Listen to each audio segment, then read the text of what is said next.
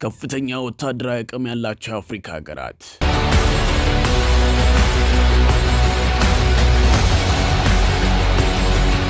ኢትዮጵያ የምድር ጦር አስፈሪ ነው ተብሏል። ግብጽ አንደኝነቷን አስጠብቃለች።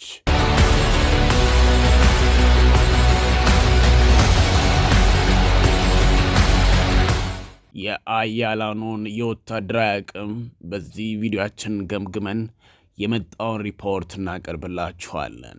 ይህ ወሬ ፕላስ ነው። ጠንካራ ወታደራዊ አቅም ለመገንባት ከፍተኛ ገንዘብ መመደብን ይፈልጋል። የመከላከያ በጀት የላቀ የጦር መሳሪያ ለመታጠቅ መሰረተ ልማትን ለማዘመን እና ወታደራዊ ስልጠናዎችን በማጠናከር ረገድ ወሳኝ ሚና ይጫወታል። በአፍሪካ አህጉር በተለያዩ ሀገራት መንግስታትን ከተቆጣጠሩ ወታደራዊ አመራሮች ባለፈ በአሁኑ ጊዜ በበርካታ ሀገራት ውስጥ በቀውስ እየተናጡ እንደሚገኙ በተለያዩ ጊዜያት የሚወጡ ሪፖርቶች ያሳያሉ። በአፍሪካ አህጉር በተለያዩ ሀገራት እነዚህ ተግዳሮቶች በሀገሮች አለመረጋጋት በመፍጠር የጅምላ መፈናቀልን አስከትለዋል።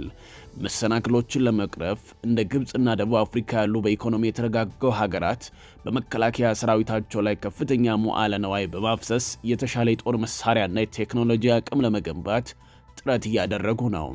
ይህ በእንዲህ እንዳለ ወታደሮቻቸውን ለማስታጠቅ አስፈላጊውን መሳሪያና ግብዓት የሌላቸው ሀገራት ከእነርሱ በተሻለ በገንዘብ የሚደገፉ አሸባሪዎችና ታጣቂዎችን እየታገሉ ይገኛሉ። የአፍሪካ ወታደራዊ አቅም ከጥቂት ዓመታት ወዲህ መሻሻሎችን እያሳየ ቢሆንም የአህጉሪቷ ወታደራዊ አቅም አሁንም ካደጉ ሀገራት በእጅጉ ኋላ ቀር መሆኑን የግሎባል ፋየር ፓወር ኢንዴክስ መረጃ ያመለክታል። ልዩነቶቹም የበጀት ድልድል፣ የቴክኖሎጂ እድገት ስልጠና፣ የሀገር ውስጥ የመከላከያ ኢንዱስትሪዎች ስልታዊ አቅምና የትብብር ግንባታ አቅሞችን በመሳሰሉ ቁልፍ ዘርፎች የሚታዩ ናቸው። እንደ ግሎባል ፋየር ፓወር ሪፖርት የአንድ ወታደራዊ ጥንካሬ የሚገመገመው በወታደራዊ እዞች ብዛት፣ የበጀት መጠን፣ የሎጂስቲክ አቅምና በመልክዓ ምድራዊ አቀማመጥና ሌሎችም መነሻዎች ነው። በዚህ መለኪያ መሰረት በ2024 በዓለም 15ኛ ደረጃ ላይ የነበረችው ግብጽ በተያዘው 2025 ዓመት ወደ 19ኛ ደረጃ ብትንሸራተትም ከአፍሪካ በወታደራዊ አቅም አንደኝነቷን አስጠብቃለች። ግብጽን በመከተል በዓመት ለመከላከያዋ 25 ቢሊዮን ዶላር የምትመድበው ሰሜን አፍሪካዊቷ ሀገር አልጄሪያ በሁለተኛ ደረጃ ላይ ትገኛለች።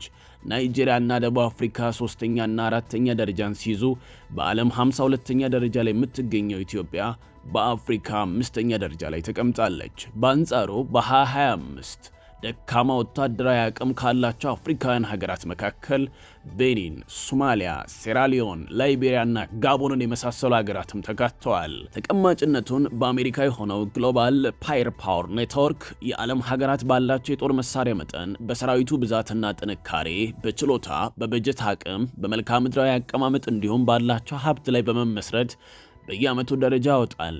የሀገራትን አጠቃላይ ወታደራዊ አቅም ከተለያዩ መስኮች አንጻር በመገምገም ተቀባይነት ያለው ግሎባል ፋየር ፓወር በየዓመቱ ከሚያወጣው ሪፖርት የአውሮፓውያኑ 2025ን የ145 ሀገራትን ወታደራዊ ጥንካሬ በመገምገም የሰጠው ደረጃን ከሰሞኑ ይፋ አድርገዋል። በተጨማሪም የሀገራቱ ወታደራዊ አቅም ከሌሎች ሀገራት ጋር ባላቸው ትብብር፣ የዲፕሎማሲ ግንኙነትና በሚጠቀሙት ወታደራዊ ቴክኖሎጂ አማካኝነትም ይወሰናል። የአፍሪካ ሀገራትም የግዛትና የሕዝባቸውን ደህንነት ለመጠበቅ እንዲሁም በውስጣቸው ያሉ ታጣቂ ቡድኖች ለመቆጣጠር ከምጣኔ ሀብታቸው አንጻር ከፍተኛ በጀት በመመደብ የሰው ኃይላቸውን በማሰልጠን ወታደራዊ መሰረተ ልማቶችን በመገንባትና በማዘመን እንዲሁም ዘመናዊ የጦር መገልገያዎችን በመታጠቅ ላይ ይገኛሉ። ግሎባል ፋየር ፓወር ኔትወርክ ለአውሮፓውያኑ 2025 ዓመት ባወጣው የዓለም ሀገራት ወታደራዊ አቅም ደረጃ ውስጥ ከተካተቱ የአፍሪካ ሀገራት መካከል ቀዳሚ የሆኑትን 10 ሀያል ሀገራትን በዝርዝር እንነግራችኋለን። አንድ በአንድ እንመልከታቸው። ተከተሉን። 10ኛ ሊቢያ። ሰሜን አፍሪካዊቷ በነዳጅ ሀብት የበለጸገችው ሊቢያ ረጅም ዓመታት የመሯት መሪዋ የሙሐመድ ጋዳፊ መንግስት ከወደቀ በኋላ በእርስ በርስ ጦርነት ውስጥ ብትሆንም በወታደራዊ አቅሟ ከአፍሪካ በ10ኛ ደረጃ ላይ ትገኛለች። ሊቢያ በዓለም ደረጃ በወታደራዊ ኃይሏ 46ኛ ደረጃ ላይ የምትገኝ ሲሆን ምንም እንኳን ሀገሪቱ በእርስ በርስ ጦርነት ክፉኛ ብትጎሳቆልም በምትገኝበት ስትራቴጂካዊ ቦታና ባላት የተፈጥሮ ሀብት ምክንያት በሰንጠረጁ ላይ ከፍ ብላ ለመቀመጥ ችላለች። ሊቢያ የምድር ጦር፣ የአየር ኃይልና የባህር ኃይል ያላት ሲሆን ከ30,000 በላይ መደበኛ ሰራዊት አላት። 9ኛ ሱዳን። በሰሜን ምዕራብ በኩል ከኢትዮጵያ ጋር የምትጎራበተው ሱዳን ላለፉት 2 ዓመታት በእርስ በርስ ጦርነት ውስጥ የምትገኝ ሲሆን ባላት ወታደራዊ አቅም ከአፍሪካ 9ኛ እንዲሁም በዓለም ደግሞ 43ኛ ደረጃ ላይ ትገኛለች።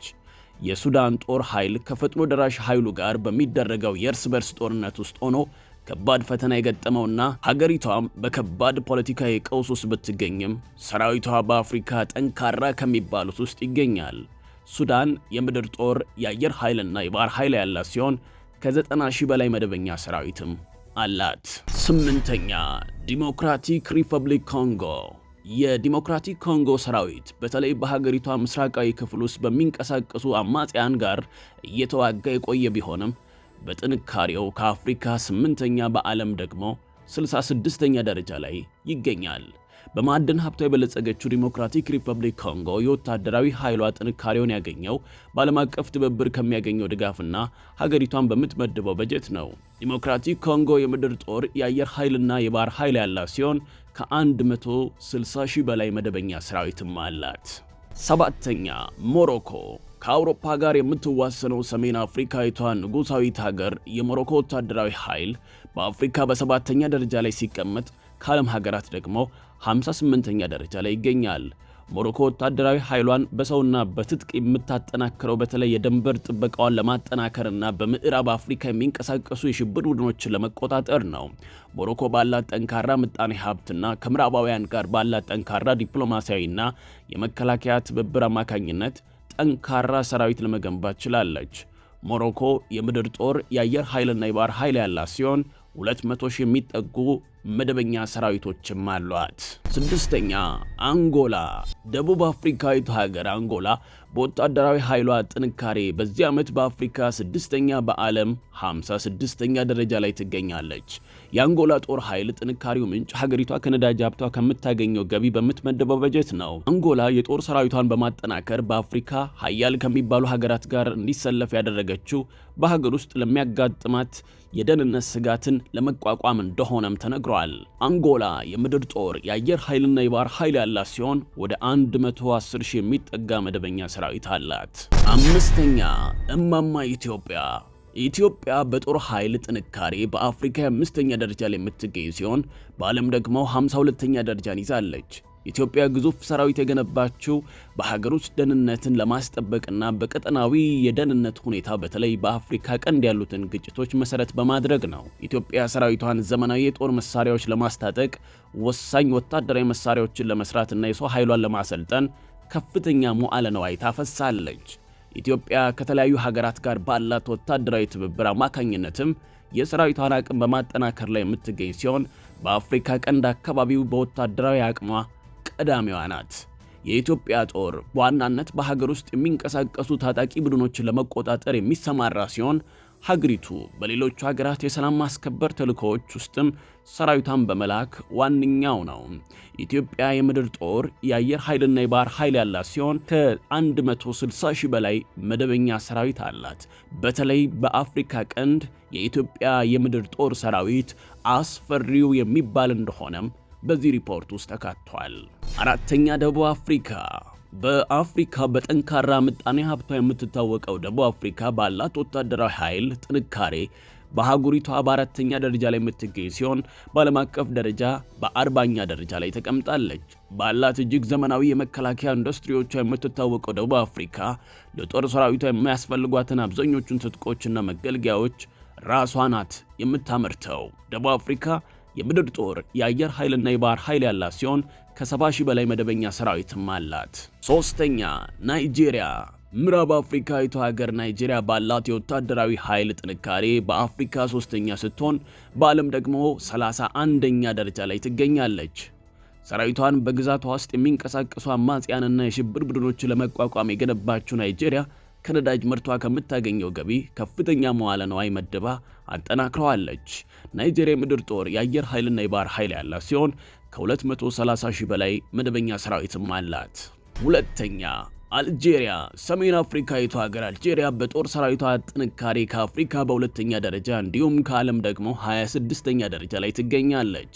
የአልጄሪያ ጦር ሰራዊት ጥንካሬ የተገነባው ሀገሪቷ ከምታገኘው የነዳጅ ዘይት ገቢ በምትመድበው በጀት አማካኝነት ሲሆን ይህም ወታደራዊ ኃይሉ ዘመናዊ ትጥቅና በደንብ የሰለጠነ ወታደራዊ ሰራዊት እንዲኖረው አድርጓል። አልጄሪያ የምድር ጦር የአየር ኃይልና የባህር ኃይል ያላት ሲሆን ከ325,000 በላይ መደበኛ ሰራዊትም አላት። አንደኛ ግብጽ። ከመካከለኛው ምስራቅ ጋር በመዋሰን በሰሜን አፍሪካ የምትገኘው ግብጽ በወታደራዊ ኃይሏ ከአፍሪካ ቀዳሚ ሀገር ስትሆን በዓለም ደግሞ በ19ኛ ደረጃ ላይ ትገኛለች። ግብጽ ወታደራዊ ኃይሏን ለማጠናከር ከአሜሪካ የምታገኘውን ከ1.5 ቢሊዮን ዶላር ዓመታዊ ወታደራዊ ድጋፍን ጨምሮ ከሌሎች ሀገራትም ከፍተኛ መጠን ያለው ወታደራዊ እርዳታን ታገኛለች። የግብጽ ሰራዊት ግጭት በማይለዩ መካከለኛ ምስራቅ አካባቢ የሚገኘውን የሀገሪቷን ደህንነት ከመጠበቅ ባሻገር በሀገር ውስጥም ታጣቂዎችን ለመቆጣጠር ይሰማራል። ግብጽ የምድር ጦር የአየር ኃይልና የባህር ኃይል ያላት ሲሆን 440,000 መደበኛ ሰራዊት አላት። ክቡራትና ክቡራን ታዳሚዎቻችን ከፍተኛ ወታደራዊ አቅም ያላቸው የአፍሪካ ሀገራት ዝርዝር ምን እንደሚመስል ከላይ ያሰማናችሁን ይመስላል። ስለተከታተላችሁን ምስጋናችን ከልብ ነው። ይህ ወሬ ፕላስ ነው። ለቻናላችን አዲስ የሆናችሁ ቤተሰቦቻችን ቻናሉን ሰብስክራይብ፣ ሼር እና ላይክ በማድረግ ወዳጅነታችን ይጠንክር። እናመሰግናለን።